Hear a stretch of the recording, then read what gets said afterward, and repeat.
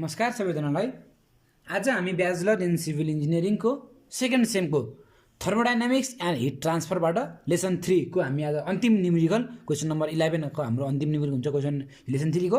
आज हामी यसको लेसन 3 प्रोपर्टिज अफ कमन सब्स्टान्सेसको अन्तिम न्युमेरिकल हामी गर्न गइरहेका छौँ। नेक्स्ट भिडियो हाम्रो लेसन 4 फर्स्ट ल अफ थर्मोडाइनामिक्ससँग रिलेटेड केही न्युमेरिकलहरू हुन्छ। यो चाहिँ हाम्रो लास्ट न्युमेरिकल युनिट 3 को। र भिडियो सुरु गर्नभन्दा अगाडि यति आज हाम्रो च्यानलमा हाम्रो च्यानल प्रशान्त वाइटीमा कोही नयाँ हुनुहुन्छ भने कृपया च्यानललाई सब्स्क्राइब गरी नजिकैको बेल आइकन दबाउन नबिर्सनु होला।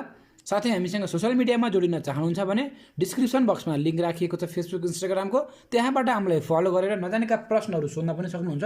ल सुरु गरौँ है त।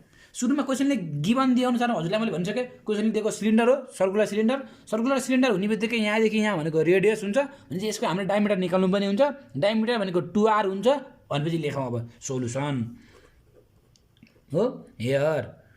अब के लिन्छ given radius of piston RP is equal to कति दिएको छ 0.28 metre. Diameter of piston DP भनेको 2r हुन्छ भनेको 2 × 0.28 हो। अब डायमिटर आइसक्यो, अब एरिया निकाल्न सकिन्छ। एरिया पिस्टन भनेको एरिया सर्कुलर पिस्टन अथवा एरिया पिस्टन PISTON पिस्टन भनेको एपी। एरिया पिस्टन भनेको के हो π/4 डी पिस्टनको स्क्वायर जी π/4 इन्टु डायमिटर अफ पिस्टन भनेको 2 × 0.28 को होल स्क्वायर। यहाँबाट गर्दाखेरि हाम्रो भ्यालु कति आउँछ भन्दाखेरि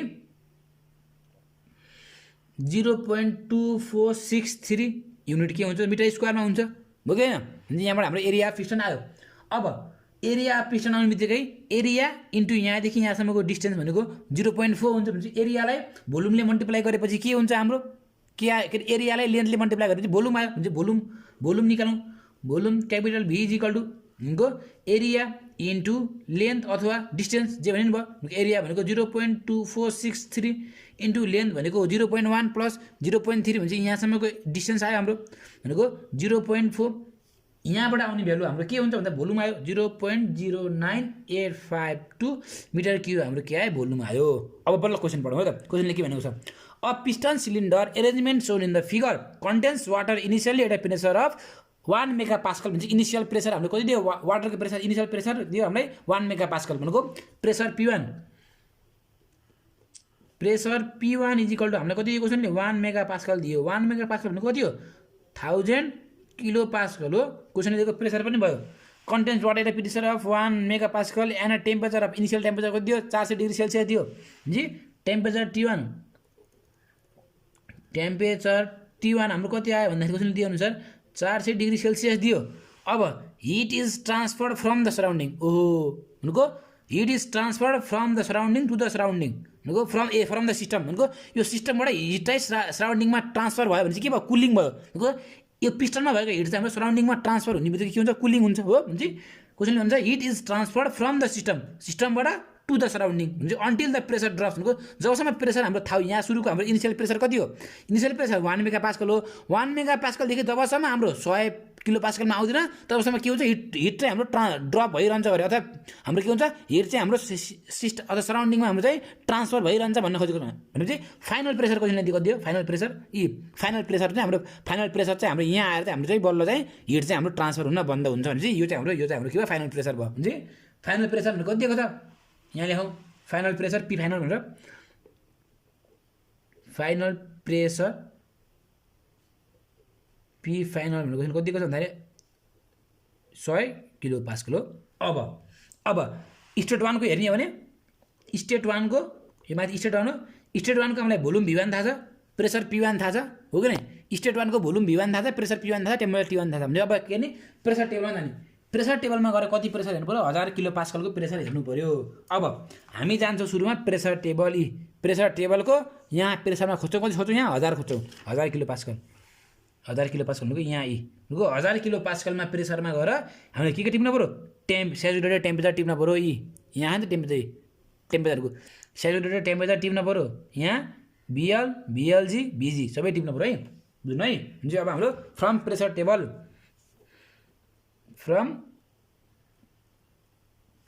टेबल कतिको प्रेसर हेर्नु पर्यो भन्दाखेरि प्रेसर चाहिँ हाम्रो 1000 किलो पास्कलको 1000 किलो पास्कलको हामीले प्रेसर हेर्दाखेरि हामीले के कुरा पत्ता लगायो भन्दाखेरि स्याचुरेटेड टेम्परेचर पत्ता लगायो टी-स्याट हामीले कति पत्ता लगायो भन्दाखेरि 179.92 डिग्री सेल्सियस स्याचुरेटेड टेम्परेचर पत्ता लगायो।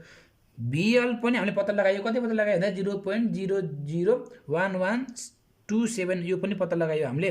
बिएल पनि पत्ता लगायो, बिएलजी पनि पत्ता लगायो। कति छ बिएलजी हेरौँ यहाँ 0.1933 बिएलजी पनि हामीले के गर्यो पत्ता लगायो। त्यसपछि के पत्ता लगायो बिजी पनि हामीले पत्ता लगायो। बिजी कति पत्ता लगायो भन्दाखेरि 0.1944। अब हेरौँ त हामीलाई दिएको गिभन टेम्परेचर यति हो, टी-स्याट यति आयो भने चाहिँ के भयो भन्दाखेरि हामीलाई given temperature T1 is greater than T sat. के भयो भन्दाखेरि T1 इज ग्रेटर देन टी-स्याट भनेको हामीलाई गिभन टेम्परेचर चाहिँ स्याचुरेटेड हाम्रो गिभन टेम्परेचर जुन हाम्रो स्टेट 1 को टेम्परेचर छ त्यो टेम्परेचर हाम्रो के भयो स्याचुरेटेड टेम्परेचर भन्दा बढी भयो। त्यो केस भने हाम्रो के हुन्छ भन्दाखेरि सुपर हिटेड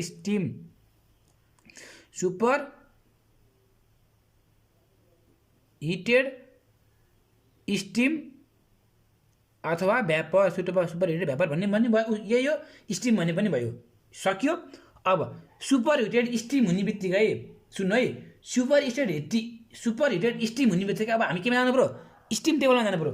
अब हेर्नु स्टिम टेबल भनेको कहाँ भन्दाखेरि यहाँ हो स्टिम टेबल भन्नु चाहिँ मैले सुपर हिटेड भ्यापरको टेबल जानु पर्यो। सुपर हिटेड वाटर हो हामीलाई चाहियो सुपर हिटेड भ्यापरको टेबल चाहिँ हामीलाई सुपर हिटेड भ्यापरको टेबलमा गएर अब हामीले के खोज्नु पर्यो भन्दाखेरि अब हामीलाई चाहियो क्वेसनले दिएको प्रेसर हाम्रो कति हो भन्दाखेरि हाम्रो चाहिँ क्वेसनले दिएको प्रेसर भनेको हामीलाई कति भन्दाखेरि हाम्रो प्रेसर भनेको स्टेट 1 को प्रेसर भनेको 1000 किलो पास्कल भनेपछि 1000 किलो पास्कलकोमा गएर हेर्नु पर्यो।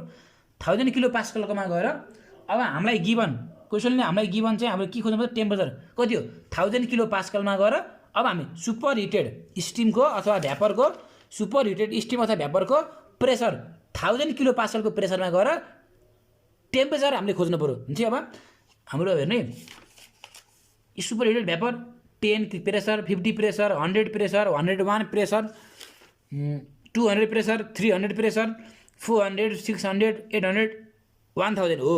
1000 प्रेसरमा गएर किनकि क्वेसनले के हाम्रो प्रेसर 1000 नै हो, 1000 किलो पास्कल भन्छ भने 1000 को प्रेसरमा गएर टेम्परेचरमा हामीले कति टेम्परेचर खोज्नु पर्यो भन्दाखेरि 400 टेम्परेचर खोज्नु पर्यो। 400 टेम्परेचरमा हाम्रो भी को भ्यालु खोज्नु पर्यो भनेको 1000 मा गएर 400 मा गएर भी को भ्यालु यहाँ है भन्नु चाहिँ यो हाम्रो V1 को भ्यालु कति आयो V1 भनेको 0.3066 चाहिँ हाम्रो भ्यालु आयो। V1 को भ्यालु देख्नु भयो यहाँ फिगरमा देखेछ, हल्का नम्बर जुम गरिदिनु मैले 0.3066 भनेर यहाँ देखियो होला यहाँ है हो, यही नै हो हामीले खोज्नु पर्ने। मैले एरो लगाएको छु भनेपछि अब हाम्रो के आयो भन्दाखेरि भोल्युम V1 भनेपछि यहीँ लेखिदिन्छु मैले that is specific volume V1 is equal to हाम्रो कति आयो भन्दाखेरि 0.3066।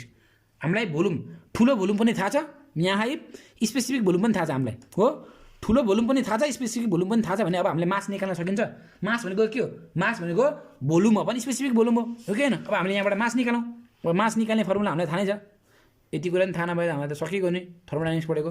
मास अफ H2 हो किनकि H2 भनेको छ क्वेसन हाम्रो सिलिन्डरभित्र भएको हाम्रो पिस्टन सिलिन्डरभित्र भएको भनेको वाटर हो। मास अफ H2 निकाल्दाखेरि volume V1 upon specific volume V1 हामीले भोल्युम अघि कति निकालेको भन्दाखेरि एरिया इन्टु लेन्थ गर्दाखेरि हाम्रो भोल्युम आयो 0.09852 आयो।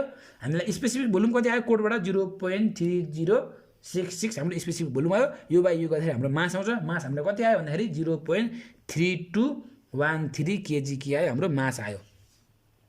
यति भइसकेपछि अब हामीलाई थाहा छ के थाहा छ भन्दाखेरि अब हामीलाई के थाहा हुनु पर्यो भन्दाखेरि if the volume V1 is more than final volume भनेको भोल्युम V1 इनिसियल भोल्युम भन्दा फाइनल भोल्युम त हाम्रो बढी हुनै पर्यो किनकि हिट लस छ। हिट लस हुने बित्तिकै हेर्नु त हिट लस हुने बित्तिकै यहाँ हुँदाखेरिको भोल्युम र यो हिट लस भएपछि यो पिस्टन यहाँ आउँछ, यो स्टेट 1 हो। हिट लस हुँदाखेरि पिस्टन हाम्रो कहाँ आउनु पर्यो फाइनल पिस्टन हाम्रो यहाँ आएर बस्नु पर्यो। यहाँ आउँदाखेरि हाम्रो यहाँदेखि यहाँको डिस्टेन्स 0.1 छ, यहाँदेखि यहाँको 0.4 छ भने चाहिँ यहाँको भोल्युम धेरै हुन्छ कि यहाँको भोल्युम धेरै हुन्छ भने चाहिँ यहाँको भोल्युम स्टेट 1 को भोल्युम धेरै हुन्छ भने चाहिँ as initial volume V1 is more than final volume लेख्नु पर्यो। यहाँ अब यसो हल्का थ्योरी पनि लेखौँ, एज इनिसियल भोल्युम हल्का थ्योरी पनि लेखौँ, as initial volume V1 is more than final volume कति भन्दा बढी हुनु पर्यो फाइनल भोल्युम V फाइनल भन्दा चाहिँ हाम्रो के हो बढी हुनै पर्यो हो। भनेको के हो यो किन हुन्छ भन्दाखेरि heat is transfer TRANSFERI transfer to the सराउन्डिङमा हाम्रो के हुन्छ हिट चाहिँ ट्रान्सफर हुन्छ अन्टिल कति बेलासम्म हिट चाहिँ हाम्रो ट्रान्सफर हुन्छ भन्दा अन्टिल द पिस्टन रिचेज अथवा टचेज द स्टप सुनको जबसम्म हाम्रो यो पिस्टनले यो पिस्टनले जबसम्म हाम्रो यो स्टपलाई टच गर्दैन तबसम्म हाम्रो के हुन्छ हिट चाहिँ हाम्रो लस भइरहन्छ भन्न खोजेको छ बुझ्नुभयो अब यसपछि भइसक्यो अब प्रोसेस 1 देखि 2 भनेको हाम्रो के भयो यो भित्रको प्रेसरले यो पिस्टनलाई अड्काएको छ भने चाहिँ हाम्रो के हुन्छ कन्स्ट्यान्ट प्रेसर हुन्छ प्रोसेस 1 देखि 2 भनेको कन्स्ट्यान्ट प्रेसर हो हिटिङ हैन कि कुलिङ प्रोसेस बुझ्नु है प्रोसेस 1 देखि 2 भनेको के हुन्छ भन्दाखेरि constant pressure cooling process constant pressure हुने भन्नेबित्तिकै हाम्रो स्टेट 2 को हामीलाई P2 थाहा हुन्छ हो P2 पनि हामीले कति भयो 1000 किलो पास्कल भयो P2 थाहा भइसकेपछि अब हेर्नु है अब हामीले V2 निकाल्न सकिन्छ सक्दैन V2 निकाल्न भन्नु त ल हेर्नु त V2 कसरी निकाल्ने भन्दाखेरि हामीलाई त मास थाहा छ सरी एरिया थाहा छ एरिया हामीलाई थाहा छ यहाँहरु एरिया थाहा छ एरिया इन्टु स्टेट 2 त हाम्रो यो हुन्छ यहाँदेखि यहाँको डिस्टेन्स आयो होला अब हामीलाई अघि हामीले भोल्युम निकाल्दाखेरि एरिया इन्टु यहाँदेखि यहाँको डिस्टेन्स हामीले गरेका थियौं अघि हामीले यो भोल्युम निकाल्दाखेरि यो एरिया इन्टु यहाँदेखि यहाँको डिस्टेन्स गरेर हामीले चाहिँ भोल्युम निकालेका थियौं भने अब हामीले चाहिँ स्टेट 2 को भोल्युम निकाल्दाखेरि एरिया इन्टु यहाँदेखि यहाँको डिस्टेन्स गर्नु पर्यो बुझ्नुभयो भोल्युम 2 निकाल्दा अब भोल्युम 2 निकाल्नु हो त भोल्युम 2 भनेको V2 area of piston into 0.1 गर्नु पर्यो एरिया अफ पिस्टन हामीलाई क्वेशनले कति दिएको छ अथवा हामीले कति निकालेका छौं भन्दाखेरि 0.2463 इन्टु 0.1 भन्दाखेरि यहाँबाट हाम्रो भ्यालु कति आउँछ भन्दाखेरि 0.0246 मिटर क्युब के आयो भोल्युम V2 आयो हो भोल्युम V2 आउने बित्तिकै हामीले स्पेसिफिक भोल्युम निकाल्न सकिन्छ कि सकिदैन कसरी निकाल्ने थाहा छ होला त पनि अब हेर्नु स्पेसिफिक भोल्युम V2 निकाल्दाखेरि गिवन भोल्युम अपन मासले यो गिवन भोल्युमलाई मासले डिभाइड गरिसकेपछि हाम्रो स्पेसिफिक भोल्युम आउँछ हाम्रो भोल्युम भनेको यहाँ चाहिँ 0.02463 अपन मास त अघि हामीले निकाल्छौं मास चाहिँ FH200 यहाँबाट निकालिसक्यो मास स्टेट 1 को लागि भए पनि स्टेट 2 को लागि भए पनि वाटरको मास एउटै हुन्छ भने 0.3213 यहाँबाट हाम्रो भोल्युम स्पेसिफिक भोल्युम V2 कति आयो भन्दाखेरि 0.07666 मिटर क्युब पर केजी के आयो हाम्रो चाहिँ स्पेसिफिक भोल्युम V2 आयो भनेपछि अब तर हामीलाई पुग्न पर्ने हाम्रो फाइनल प्रेसर हाम्रो कति हो 1000 किलो पास्कल हुन्छ अब अझै फर्दर कुलिङ गर्नु पर्यो भनेपछि अब के लेख्न पर्यो भन्दाखेरि बट हाम्रो प्रेसर त P2 यहाँ छ तर हामीलाई चाहिने प्रेसर कति हो बट फाइनल प्रेसर किनकि हामीलाई चाहिने प्रेसर भनेको त हाम्रो फाइनल प्रेसर हाम्रो 100 किलो पास्कल हो नि त बट फाइनल प्रेसर रिक्वायर्ड अथवा फाइनल प्रेसर रिक्वायर्ड लेखौँ त रिक्वायर्ड इज कति चाहिने हामीलाई फाइनल प्रेसर 100 किलो पास्कल चाहिने हो तर हाम्रो स्टेट 2 को प्रेसर कति आयो 1000 आयो भने के गर्नु पर्यो फर्दर कुलिङ रिक्वायर्ड हुनु पर्यो न हुन्छ सो फर्दर कुलिङ रिक्वायर्ड अझै कुलिङ गर्नु पर्यो अब कुलिङ गरिसकेपछि अब हामी के पुग्छौं प्रोसेस 2 देखि 3 अब त्यो पिस्टनले स्टपमा आएर छोयो है यो पिस्टनले स्टपमा आएर छुने बित्तिकै हाम्रो के हुन्छ कन्स्ट्यान्ट भोल्युम हुन्छ हो कि हैन अघिसम्म यहाँ अड्डा छ यो भित्रको प्रेसरले अड्डाको थियो कन्स्ट्यान्ट प्रेसर भयो यहाँ आएर ठोकियो कन्स्ट्यान्ट भोल्युम भयो स्टेट 2 मा आउने बित्तिकै के हुन्छ कन्स्ट्यान्ट भोल्युम हुन्छ अलि डार्क भन्छ यो हाम्रोलाई मैले हिटर बनाइछु यहाँ आएर ठोकिन्छ भनेर बुझ्नको लागि हो यहाँ आएर ठोकिन पर्यो हाम्रो पिस्टन चाहिँ हुन्छ हाम्रो चाहिँ हुन्छ constant volume cooling process constant volume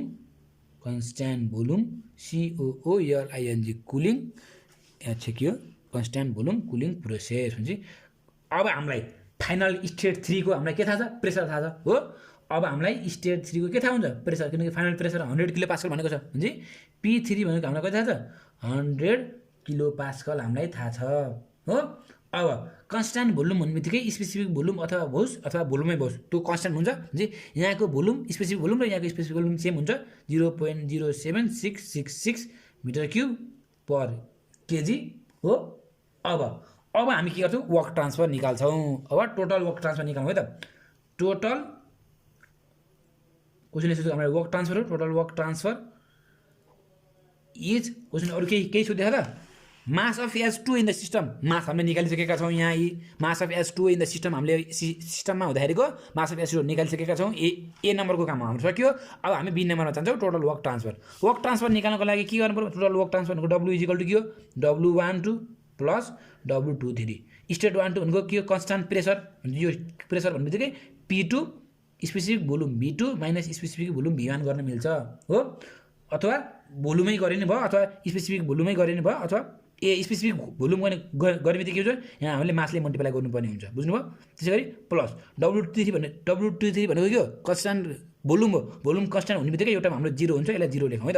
अब हामीले मास कति छ, 0.3213 मास छ, स्टेट 2 को प्रेसर 1000 छ, स्पेसिफिक भोल्युम V2 भनेको 0.02463 माइनस स्पेसिफिक भोल्युम V1, यो भोल्युम V1 0.3066, यो लेख्नु 0.3066, यहाँबाट लेखौँ 0.3066, यहाँबाट हाम्रो भ्यालु आउँछ। यो त यो भन्दा यो भ्यालु ठुलो छ भने चाहिँ हाम्रो अभियसली नेगेटिभमा आउँछ। र कुलिङ हुने बित्तिकै जहिले पनि कुलिङ हुँदाखेरि हाम्रो वर्क ट्रान्सफर चाहिँ नेगेटिभमै आउँछ।